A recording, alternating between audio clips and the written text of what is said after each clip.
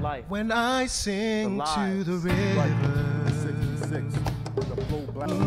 the river sings back to me. Find the fire. I can hear the voices calling. Take things into your own hands. To take From the time when time began, I can feel its cooling water, turning rocks to grains of sand. Long ago spirits are asking, what of my story do you know?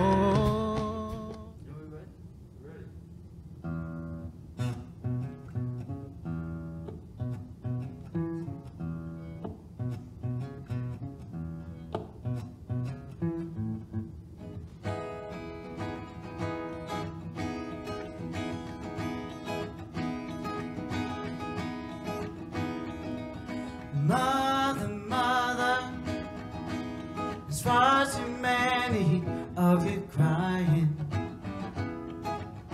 Whoa, my brother, brother, brother, there's far too many of you dying. Oh, we have got to find a way to bring some loving here to stay. My father, father, we don't need to escalate. See, now war is not the answer. Only love can conquer hate. Oh, we have got to find a way to bring some loving here to stay. Those picket lines, my sister, picket signs, sister, don't punish me, sister, with your brutality. Sister, come on and talk to me, sister, so we can see. Hey, hey, what's going on? What's going on? What's going on? What's going on?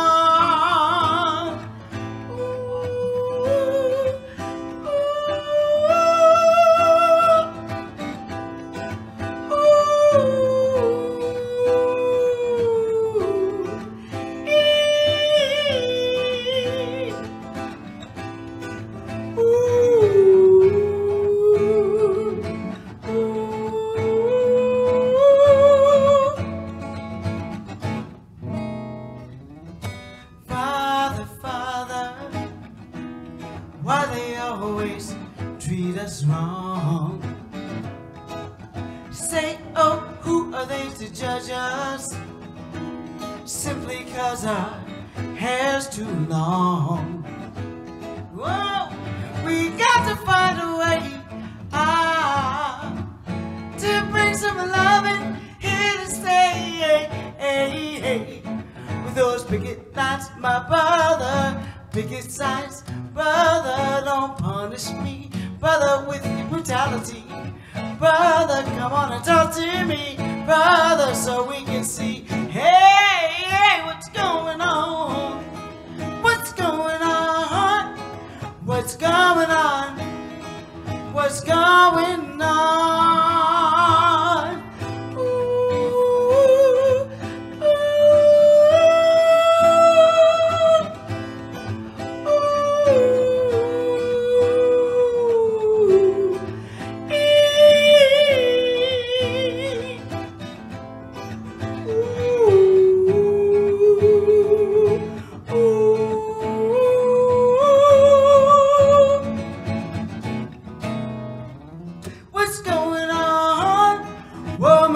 Mercy me, hey, what's going on?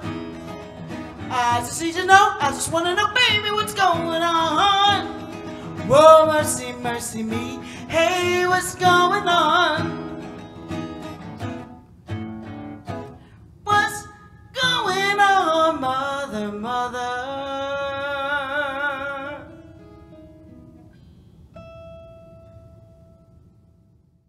So, welcome to We, They, and the People. My name is Jonathan Pitts-Wiley. I'm the artistic director here at Mixed Magic Theater, and I'm so excited for this inaugural episode of this new series that we are doing. So, first thing I want to do is give a shout out to Trusty for that beautiful musical selection to get us started. And next, what I want to do is introduce the lovely people to my right and to my left, the co-founders of Mixed Magic Theater and My Life, Bernadet and Ricardo Pitts-Wiley. I want to say what up to the good people out there. What up, good people?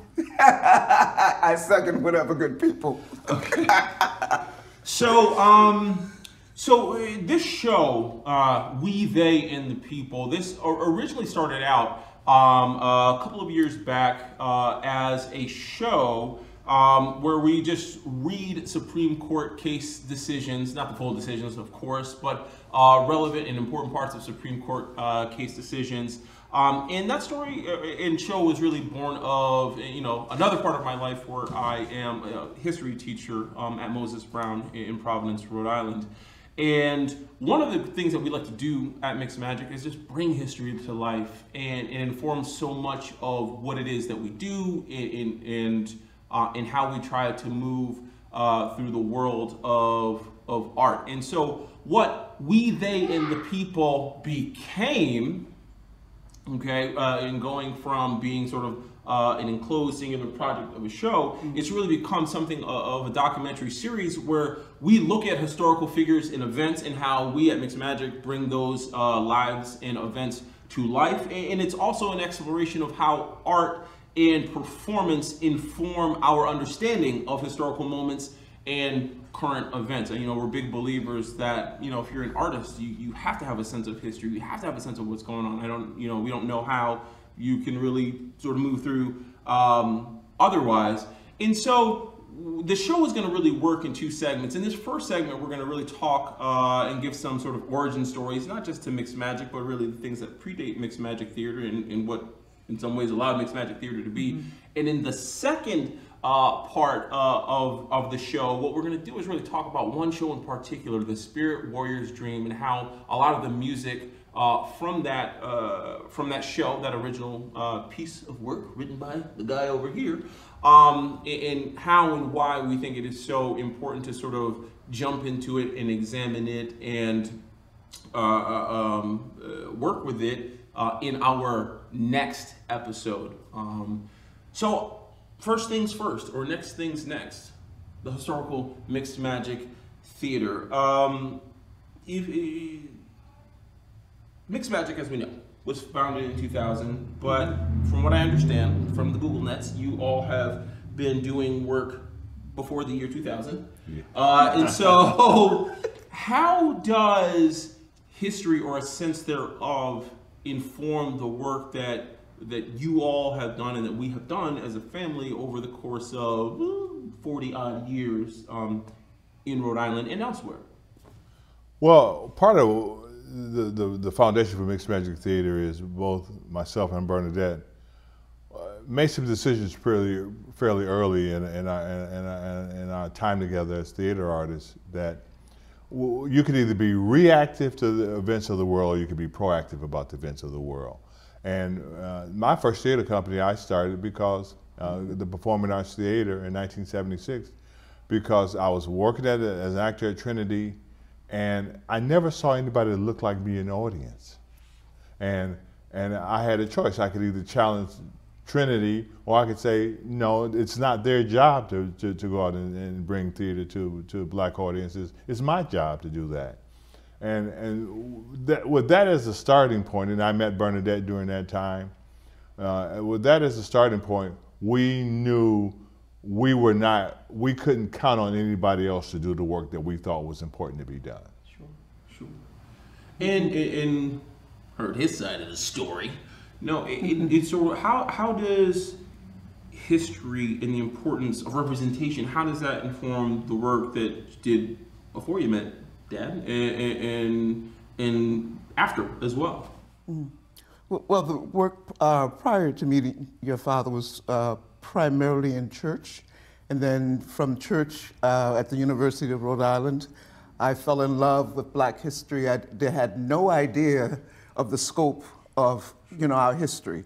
And from that point, I started doing, back in the day they called it oral interpretation and poetry, that sort of thing. I fell in love with that. And it was that took me to, at the time Ricardo was doing, oh my God, Providence, help me out here, Providence Festival 1, back in 76 Bicentennial.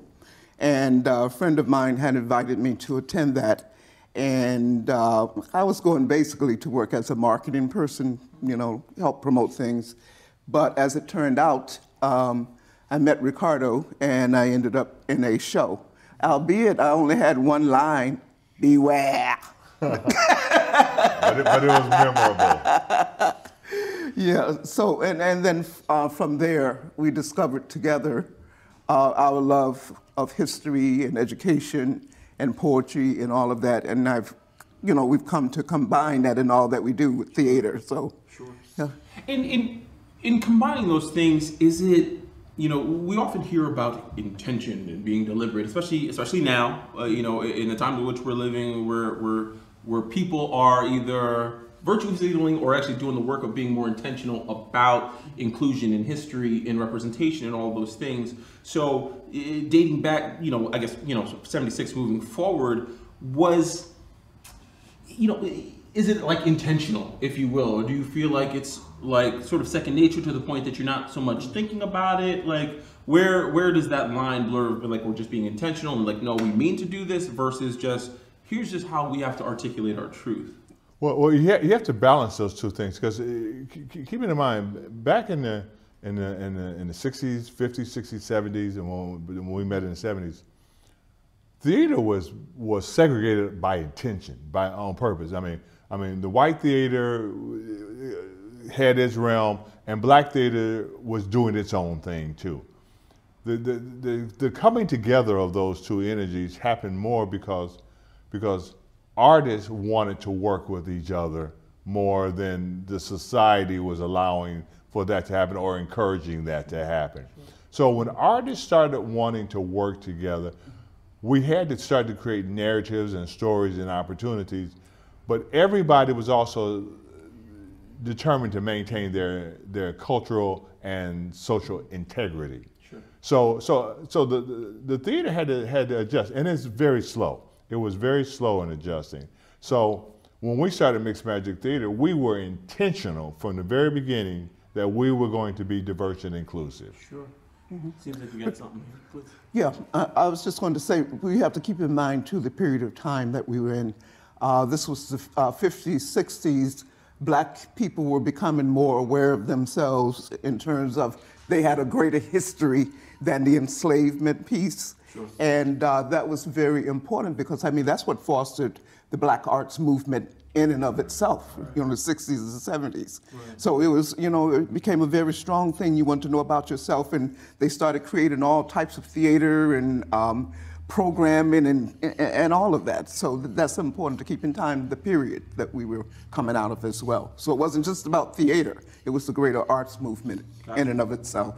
So before we sort of talk about the original pieces that have been created over the years, can you talk about some either memorable or seminal or just productions where you're like, this was foundational in how we articulate ourselves as artists?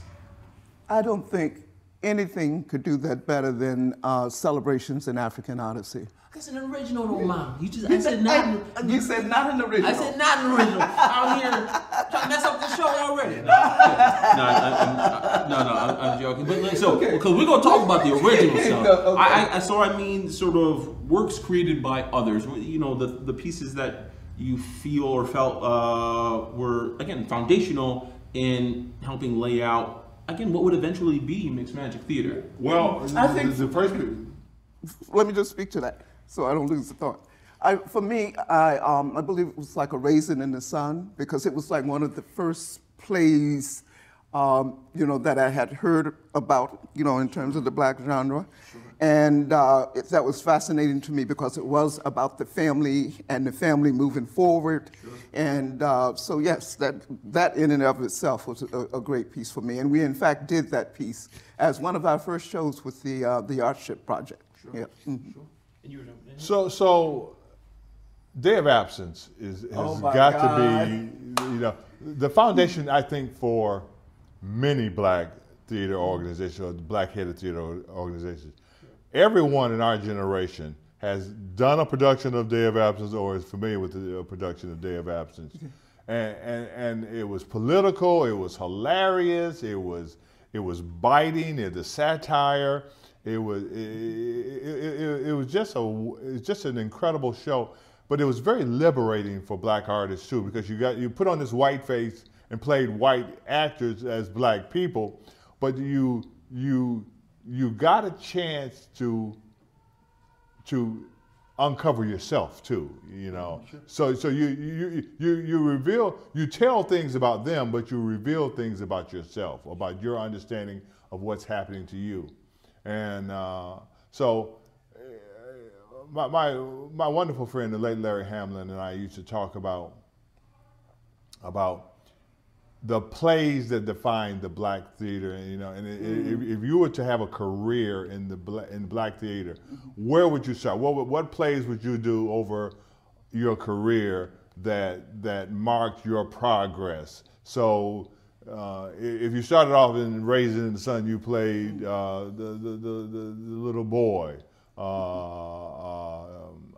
Then you played Osagai or Murchison. Then you eventually worked your way up to play Walter Lee. You know, so You forgot the women. I'm about to do that. You know, you started off as Benitha, and then you got to play Ruth, and then you got to play Mama. So what was the trail? The trail is it's a difficult trail to mark, because not only do they have to be plays that offer performance opportunities, they have to be plays that are part of the collective consciousness of the community.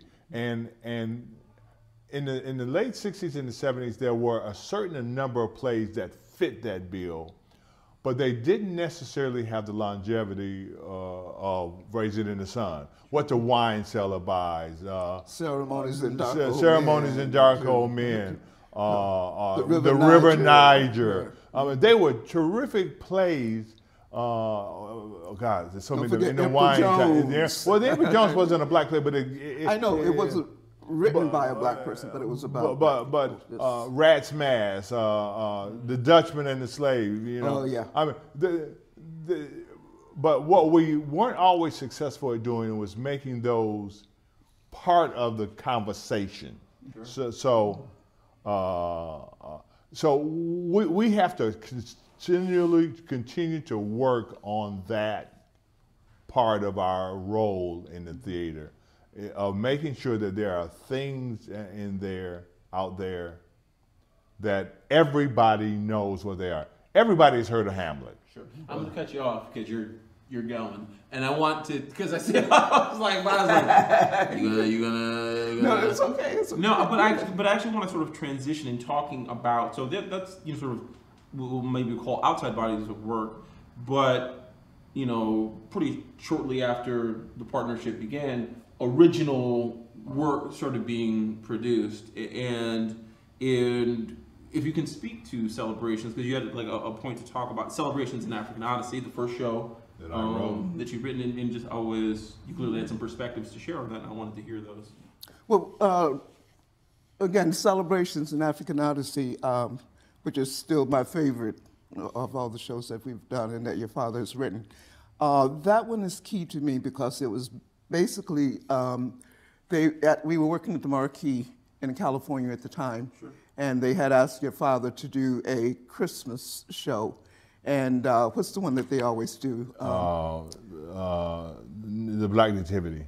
The Black Nativity. And he went looking for something else because at that time we had a son and he wanted to have something that connected in terms of a legacy.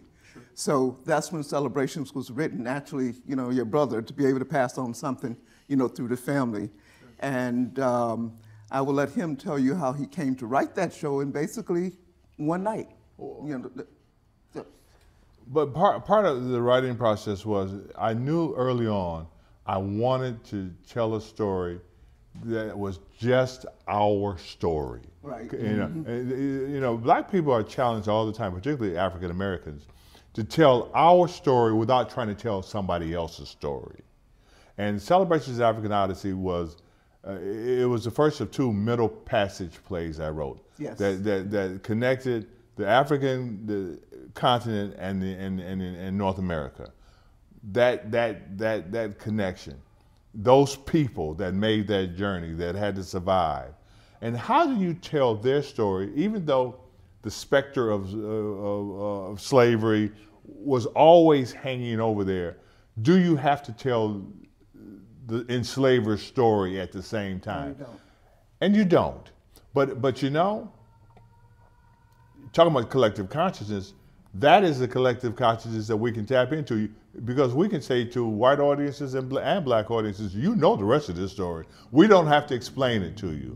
And so that really set a tone for how do we tell our story without having to tell somebody else's story, or is our story always the story of an oppressed people, or do we tell stories of our survival, of our beauty, of how we created jazz and dance and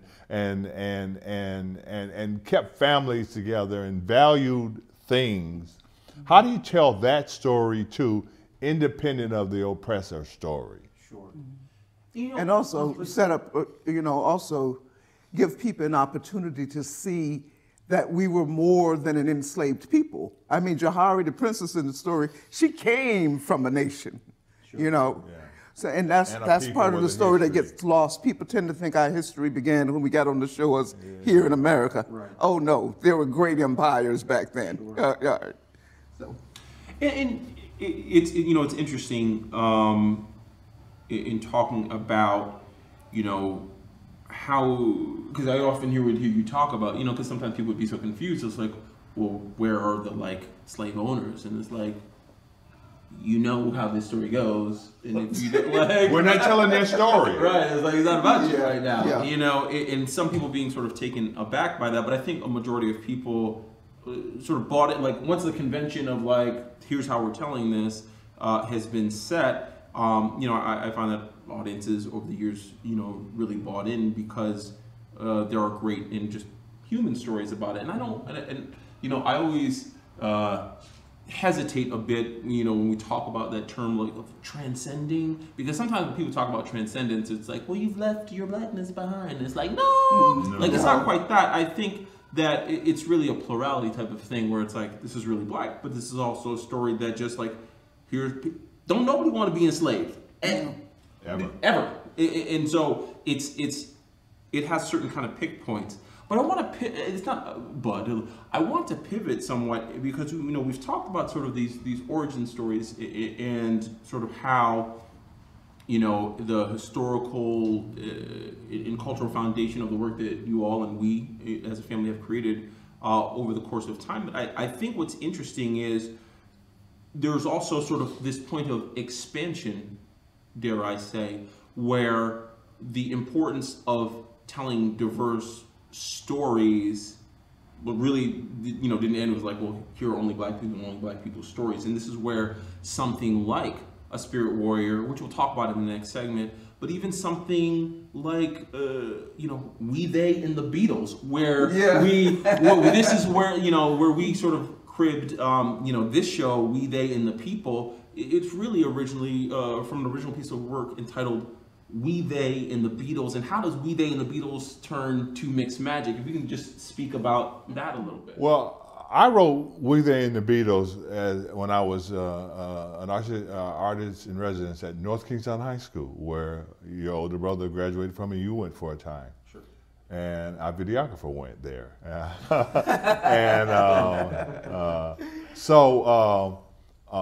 I had done a play earlier in the year with Our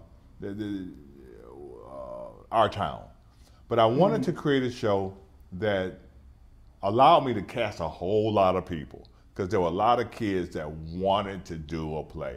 And the first play was just the seniors, because they were going to miss their chance to do a senior play. So the second play I did I had to create something that involved a lot of people, that allowed the few minority students, in the school to participate in an organic way. So I looked for something impactful. I looked for something that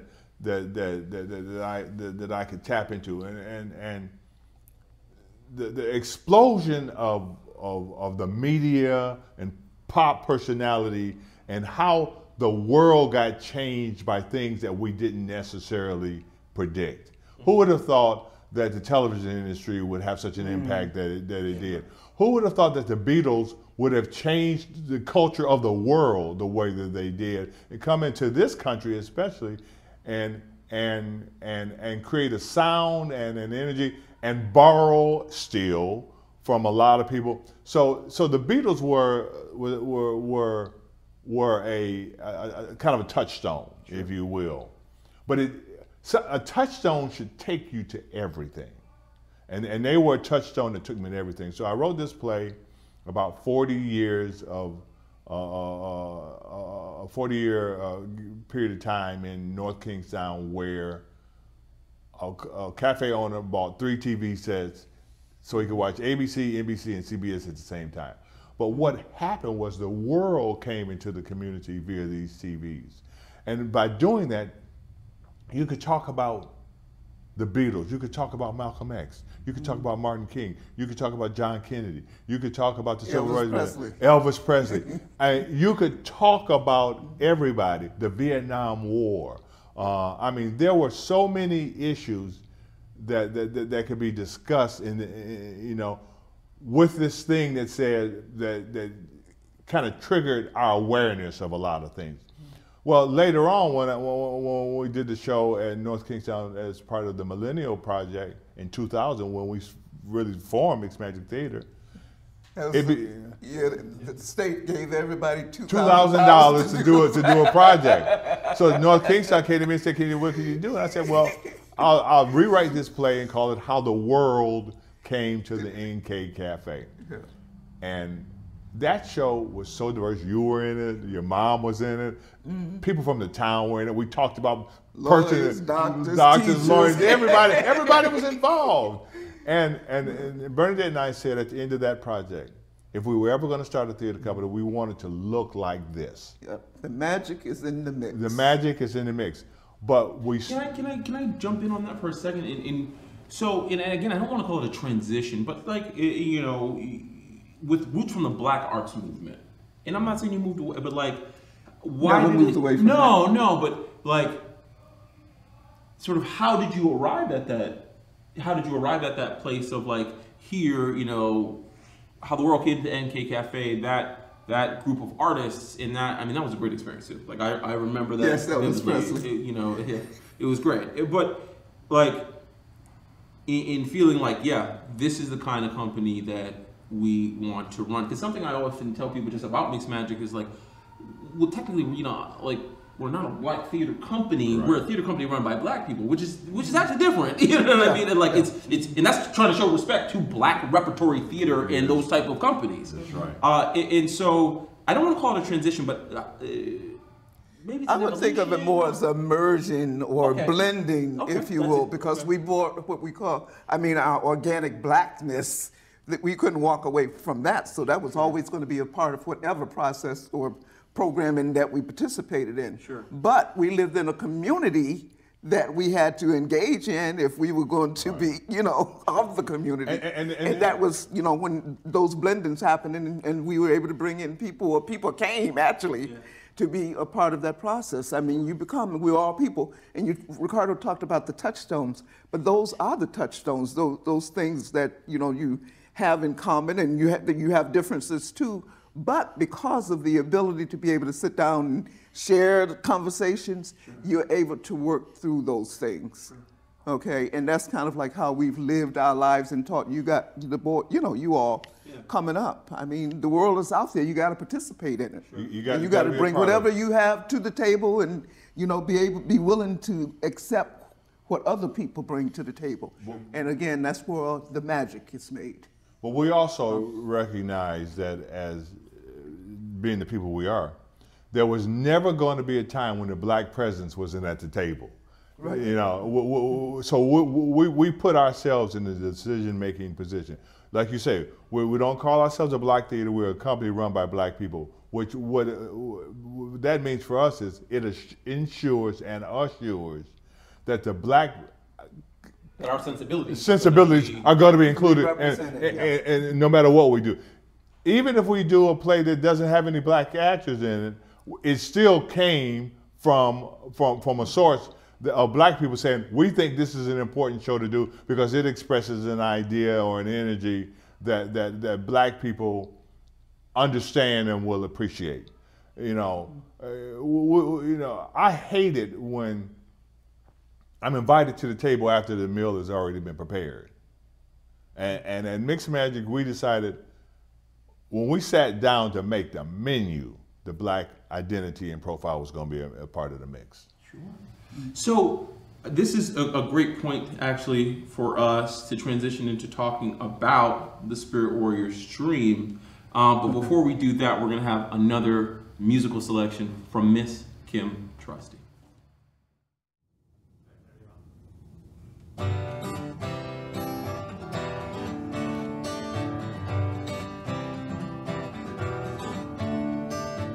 Don't you know we're talking about a revolution? It sounds like a whisper.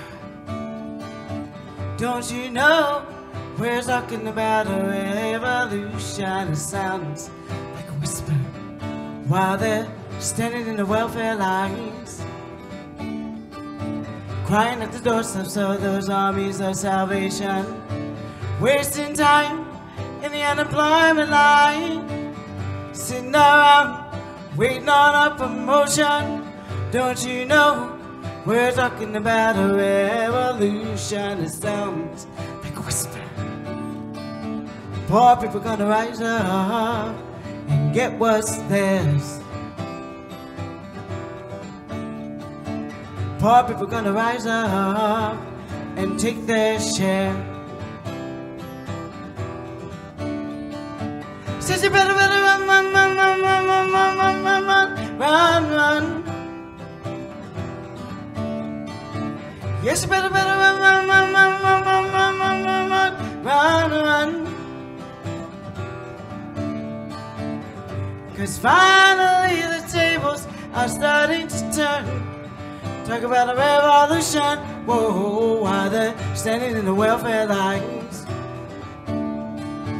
crying at the doorsteps of those armies of salvation, wasting time in the unemployment line, sitting around waiting on a promotion. Don't you know we're talking about a revolution? It sounds like a whisper. And finally the tables are starting to turn. Talk about a revolution, whoa, no. Say finally the tables are starting to turn. Talk about a revolution, hold on. Talk about a revolution, hold on. Talk about a revolution, hold on.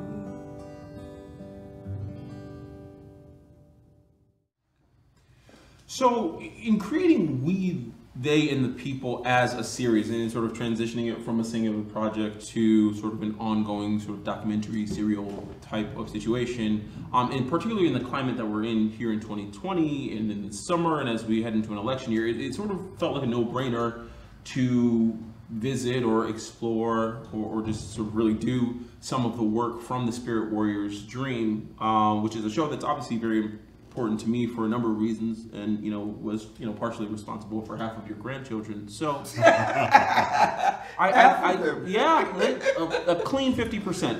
And so I want to have a sense of, and sort of speaking, one obviously to you as a playwright, but obviously Mom to you as a creative consultant and just a partner along with this, and somebody who remembers all of the things, is now, this is a show that seeks to answer the question, or ask the question, I don't know if it even seeks to answer, but it certainly asks the question, is America a failed experiment whose time has passed, or is it a dream not yet fulfilled? Now, you know, in other quarters, I mean, your own daughter-in-law has said, like, this is prophet type stuff, and you know, and I'm okay with that. So where does that, where does this come from, man? Like, what is this show? Well, first thing I want to acknowledge is my co-writer, co-composer of the music, Bob Slater, who I love dearly. He's been my partner for over 30 years, and he's a joy to work with. Everybody should be so lucky.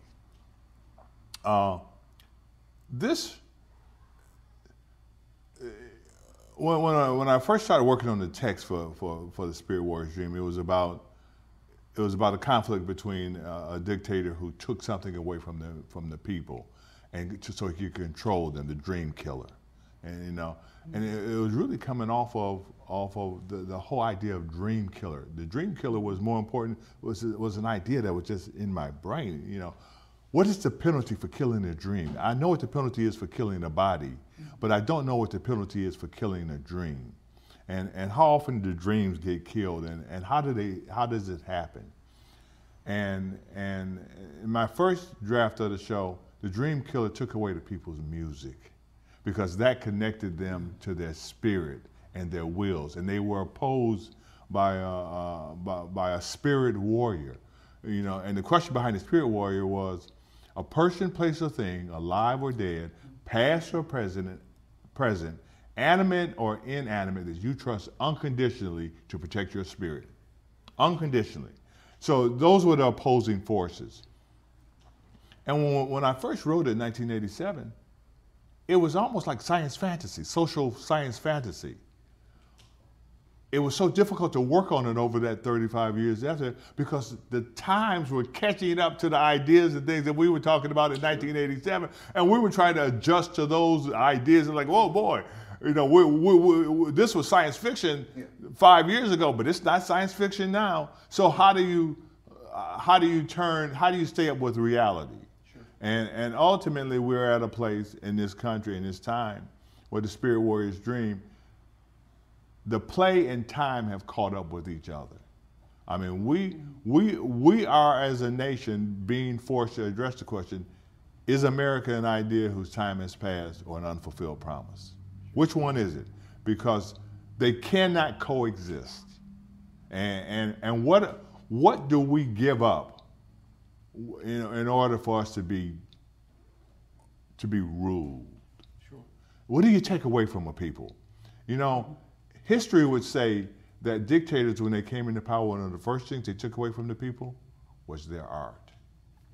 Art was suppressed. Sure. So you take away the music, you take away dance, you take away the theater, you take away poetry, and you find that it connects people to their will, their spirit, their humanity. And you take that away from people, you can do almost anything you want to with them. And big political ideas got smaller. If nothing else, COVID and this 45 administration has revealed things that we have known all along, especially as black people. We've always known that there was a bear looking to devour us behind the curtain. What people are discovering is the bear will devour everything. Sure. It will devour everybody. And things that we thought were secrets, or a lot of people thought were secrets, they're not so secretive. But what's also happening is, which the play discusses on some level, is you can no longer use the excuse of I didn't know. Sure. Because the Times are saying, oh yes, you do know. How you deal with that information, and that's what the Spirit Warriors Dream is trying to capture. Now you know. What are you going to do with that information? Because you can no longer use the excuse of I didn't know. But I would say that I didn't know influences everything that we do. Absolutely. In terms of, you know, the theater and the people that we deal with, right. The things that we do. It's informational. It's, you know, open ourselves in ways for people to be able to come in and ask certain questions that they've dared not ask. You know, your father often talk about when we do Birmingham Letter or Beyond Vietnam, that the talkback sessions tend to last longer than the shows themselves, because people are just like, who have been so unaware, they're just fascinated by the process of, you know, being able to gain this information here in an environment that's non-threatening, in an environment where we're willing to answer as best we can from the experiences that we have lived. And they're always, you know, it humbles me that they're always amazed that we live on a day-by-day basis having to deal with the complexion of what we are. Sure. You know, and that's a fascination on my side of that. Right. But we provide the opportunity. And even in, I've developed, you know, a number of diversity programs over the course of years, and it's always that piece that people, the point that people come and they're able to sit down and talk with you and have a conversation. Right. That's the piece that's most important to them, because they don't know. And it's amazing that in the 21st century, that people in this country don't know the full history of slavery and what really happened. Sure. That's fascinating. Well, that's by design, and I think if no, it's by design, but I'm just saying, even now, with all the access we have to all the technology and all this, and people don't know. But even that access and all of that is still a matter of acculturation in many respects, and I think this is where, you know, growing up in the theater in the work that we do has the ways in which it informs my own teaching. Right. You know, because because I'm not sitting here trying to be like, oh, I want everybody in here to be a historian. It's about sparking that curiosity, and the theater's taught me more about listen, I know some great teachers, so but like what it prepared me for and what it prepared me to do, because ultimately, you know, I think we have the civic responsibility. You know, first of all, I think artists are civil servants. But you know, but we have the civic responsibility to be storytellers and revealers. You know what I mean? Because it's like, listen, this is what this is. This is what it is. You know, and you know, there's a reason why, you know, what I'm seeing a lot of, you know, I'm on social media plenty with Instagram and things of that nature, and seeing a lot of people as they are actually really starting to try to step into their activism in an honest way. One, I had one of my friends be like, yo, I've been working at this for like 10 days. I'm real tired. I'm like, I know, right? I'm like, try to live it. Try to wake up with it every morning. But also that question of, you know, the question you often get of, why didn't I know this? That's something that happens in the talkbacks a lot. Yeah. That's something that happens, you know, in the talk about the by design, right? And you know, in the cynical piece wants to be like, well, it's like because nobody told you, and there's a reason for that. But it is fascinating to always to be reminded of the importance of our work, you know, and I often talk about the fact that, like, especially with certain shows, gosh, I mean, something I think of, like, I had the opportunity to direct Dutchman a couple years ago with Joaquin Parker and Kerry Georgie. They were phenomenal. They were terrific. But the table work was, you know, when some people will be like, oh man, the show was great. I'm like, it was, but man, you needed to be at rehearsal. And the sort process. And the process in you know, in what that sort of creates. So I guess in talking, in putting on the, like, creator of the Spirit Warrior's Dream, and what do you hope to see happen in terms of maybe I'll ask the question. I guess, what do you hope to see happen with this series, We, They, and the People, in how it seeks to use the work from Spirit Warrior to cultivate conversation, or, you know, kind of like, what are your hopes as a creator of this body of work? Well, starting with celebrations and going through the Spirit Warrior and my adaptation of Moby Dick, my adaptation of Frankenstein, the work, the magnificent work you did on When Mahalia Sings and Waiting for Bessie Smith, you know, one of the things that we hope to do at Mixed Magic is not separate the black experience from the human experience or even the American experience. You know, on the surface, looking at Moby Dick, you would think that black people have nothing to do with that story. Yes, they do. You know, you look at Frankenstein, and on the surface it says, well, what's this got to do with black people? Read the book and understand that what Mary Shelley was writing about was what was happening to us. Mahalia Jackson lived in a time when she sang us through the worst of times. Bessie Smith was so bold and so brave that she invented a new form of music, you know, and she did it against an American backdrop. So what we have to do at Mixed Magic is say, we're not, unlike the theater of the 60s and 70s, black theater movement, which said, we don't need you in order to prosper, to tell our stories. Well, that's still true, but you can't tell the American story or the world story without telling the black story. And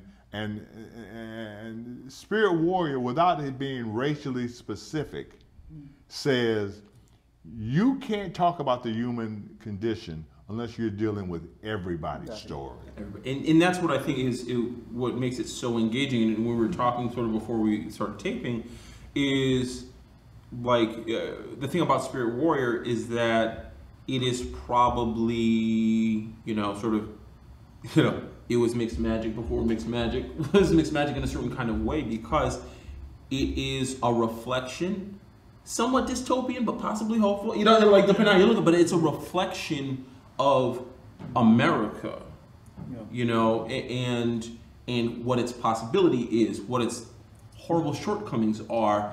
And I think it's probably the show, and the next one will probably be Moby Dick, will probably be the next one, where it's like, anybody can be in this show. Anybody can be in the show. Anybody can be in the show, and not in a Hamilton way. And gosh, that's not me flaming Hamilton. It's like that's a different type of subversion of like, here's you know, I was joking. I was like, man, my son is gonna be really confused when he finds out that all these are white dudes. Like, he's gonna be like, wait, what? He's gonna George Washington was a white guy. Yeah, he's gonna be real confused. And Alexander Hamilton too. Yeah, like, I'll be like, all of them, man. Like, Eric Burr was white. And so but I actually think that they are kindred shows. Yes, they are. In saying like, here is what is possible, and that's so much the important piece of history, because history is a form of representation. And something that I say to my students a lot, or whoever I'm talking about in the theater, and we talk about. God, don't get me started on colorblind class, and you better go kick rocks with that all the way down the street in off planet Earth. Like, you know, I knew that a black man could be an actor at a repertory theater company because I saw it. Yeah. That's why I knew it. That's privilege. That is privilege. I was like, yeah, because I saw it. And I think what people have to understand is, like, they hear it, like, representation is word. Like, no, it's incredibly vital. Yes. It's incredibly vital, you know, because you have to have a very particular kind of dog about you to not see anybody like you doing a thing and say, I'm gonna do that thing anyway. Much respect, but people who do that, a lot of them, you know, are pioneers, trailblazers, and things of that nature. But, you know, even a lot of these same people we consider pioneers and think of, you know, like, they all, like, you know, if you go and ask, like, the late Little Richard or people of this nature, they'd be like, listen, I'm cool, but you really need to know about this other cat I learned from who ain't never get on. And so it's like, no, so they saw and expanded, but and that's the piece of it, which, you know, and hopefully sort of tying this conversation together. And that's why, to me, you know, as your offspring and also as leadership, I guess, as leadership at the company, you know, is understanding. And I think the thing that resonates with me about the work that we do is that we don't pretend it has foundations in nothing. Right. Like, it's like, no, it comes from somewhere. You stand on the shoulders of giants. Yeah, it comes from somewhere. You know, and that's why like even a fate, no, I say even like Fate Comes Knocking is so important because it's like these people are nobodies, right? But they are changed the world. Yeah, like but they are like on their back and on their shoulders. Yeah, Martin stood. Yeah. And they knew they were holding Martin up. There was never a time when they didn't know they were not holding Martin up. Sure. And that's another part of the equation that we have to deal with here in Mixed Magic Theater is we didn't come from nowhere, and we do have a direction that we're headed in. And we need people to go somewhere. Go somewhere, and also, and the place we need people to go to now is the new better. You know, because going back to the old norm is unacceptable. We have to go forward to the new better. And you know what?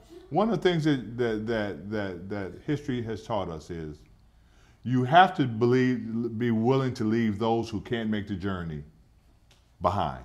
I'm talking about not necessarily the physical journey, but the mental journey, the historical. Like if you're not ready to move into the future, because that's what Spirit Warrior says. You know, just now I took a look into the future. Sure. Something only the foolish or dying. Something only the foolish or dying would dare. Right. And we're at that inflection point in this country, in this world, where not everybody's going to move into the future because not because they can't, because they're unwilling to. Sure.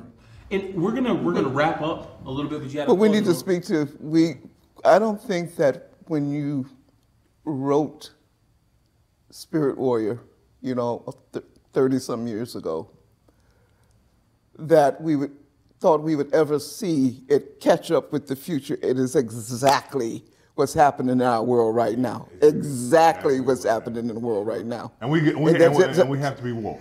Yeah, and we have to be woke. We have to be woke. If I might just add, one of the things that we also have to do here at Mixed Magic Theater is we have got to encourage our communities especially to be more conscious of taking care of themselves, not just their artistic health, but their spiritual health, their physical health. Sure. You got to take better care of your body. You got to take better care of your mind. You know, because Audre Lorde said, you know, self-care is an act of political warfare. That's a paraphrase, but it's real. And we have to constantly preach that at Mixed Magic Theater. Well, say it again, because I love this. Audre Lorde, and again, this is a paraphrase, but it's like she's effectively said, like, self-care is an act of political warfare. Like, yes. You got to do it. You know, you got to vote.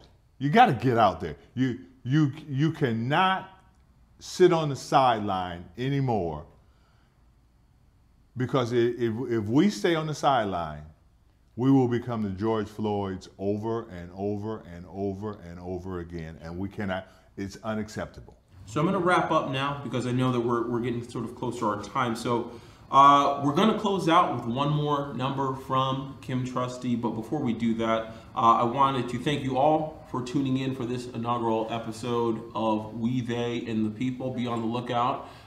In the next couple of months, we're going to drop the first sort of documentary part of this series.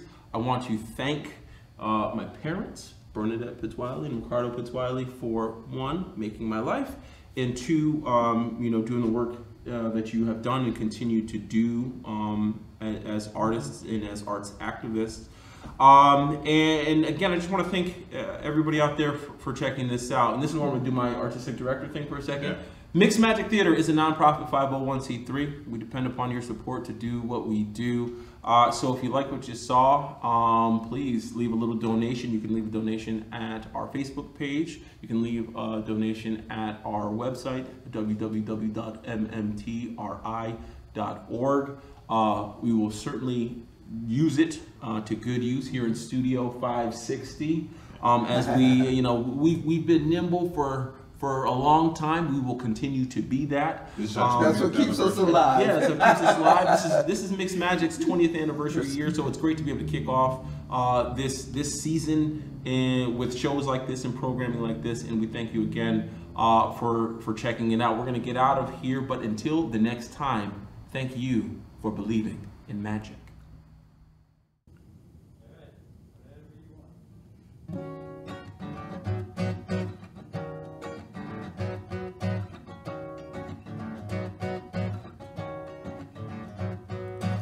Wake up, everybody, no more sleeping in bed. No more backwards thinking, only thinking ahead. The world has changed so very much from what it used to be. There's just so much hatred, war and poverty. Wake up, all you teachers, time to teach a new way. Maybe then they'll listen to what you have to say. For they're the ones who's coming up. The world is in their hands. So when you teach the children, teach them the very best you can. The world won't get no better if we just let it be. Na na na na na na na. The world won't get no better. We gotta change it here, just you and me.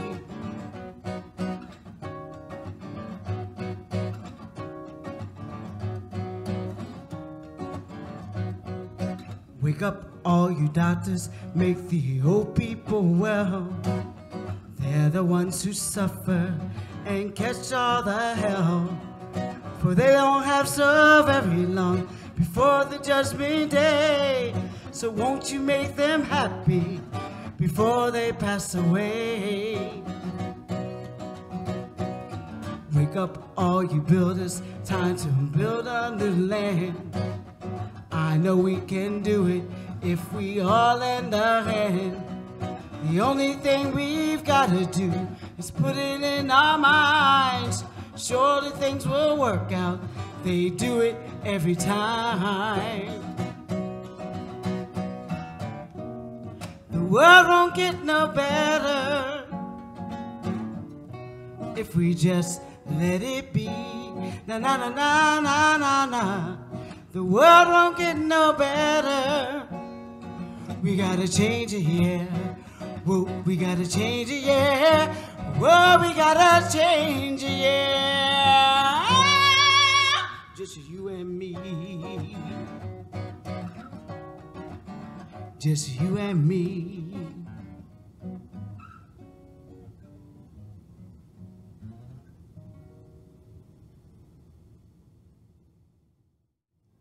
What a great song. Oh, that song's awesome. It's a great song. I love that song, boy. I'm kidding. Won't get much better. What a great melody. I If mean, we just let it be. na na na na na na. I love that. Oh, won't get much better. We gotta change it, yeah. Just you and me. That's a great melody, great lyric. I couldn't help but do a little scream at the end because I was like, "Ow!" That's all right. That's what that's all about. That was a hoot. You know what? We have to get some pictures. That was great. Thomas, we need to get some pictures of the company because they're finished rehearsing.